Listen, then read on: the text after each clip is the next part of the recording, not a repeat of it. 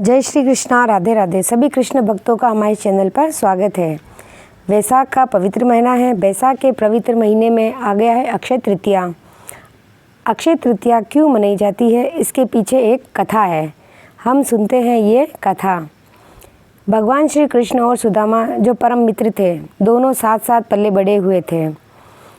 एक समय भगवान श्री कृष्ण अपने द्वारिका नगरी आ जाते हैं और भगवान श्री कृष्ण द्वारिका नगरी आ गए और सुदामा जो थे वो अपने वहीं रह जाते हैं। भगवान श्री कृष्ण की पाती के जो चने एक बार उनकी गुरु माँ ने दिए थे वो सुदामा ने खा लिए थे। इस वजह से सुदामा काफ़ी गरीब रह गया था और कृष्ण अमीर हो गए थे। सुदामा जो था काफ़ी दरिद्र अवस्था में अपना जीवन यापन कर रहा था। अचानक एक बार उनकी पत्नी ने कहा कि आपका जो मित्र है वो द्वारिकाधीश सुदामा है, तो क्यों ना आप उनसे जाके थोड़ी मदद मांग लो, तो अपने भी हालत ठीक हो जाएगी। लेकिन सुदामा ने मंजूर नहीं हुआ कि मैं मेरे मित्र से किस प्रकार से आर्थिक सहायता मांगूं।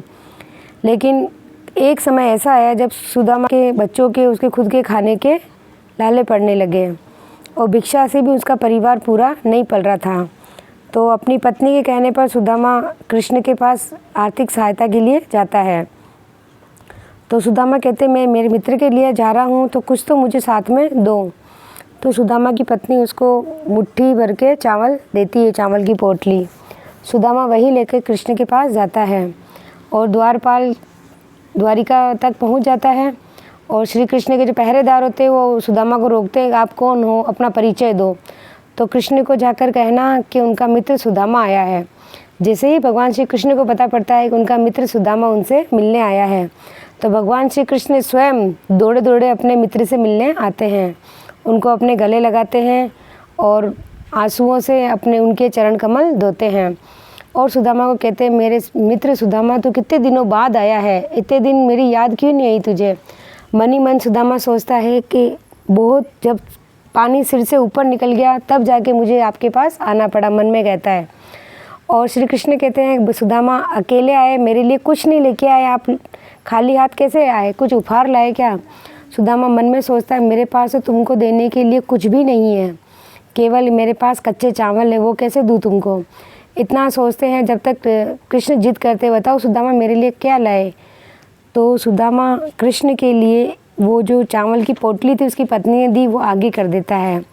कृष्ण झट से लेकर वो चावल खा जाते हैं और सुदामा मन में सोच रहा होता है कृष्ण को कैसे मैं अपने मन की बात बताऊं, मैं इनसे क्या मांगने के लिए आया हूं।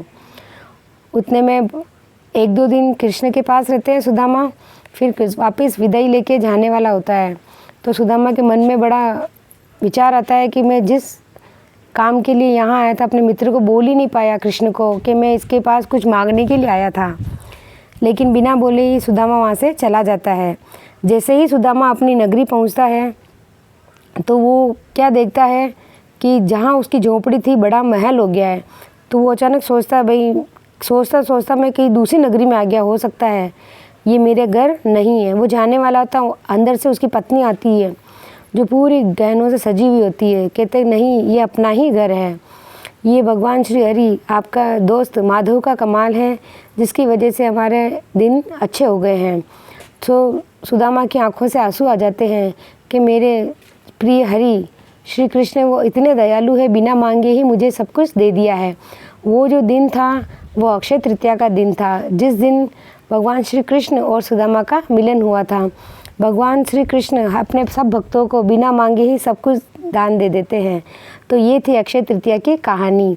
और इसी दिन पवित्र दिन भगवान के चंदन श्रृंगार भी किया जाता है श्री हरि का, और ये अबूझ सावे के रूप में भी अक्षय तृतीया जाना जाता है।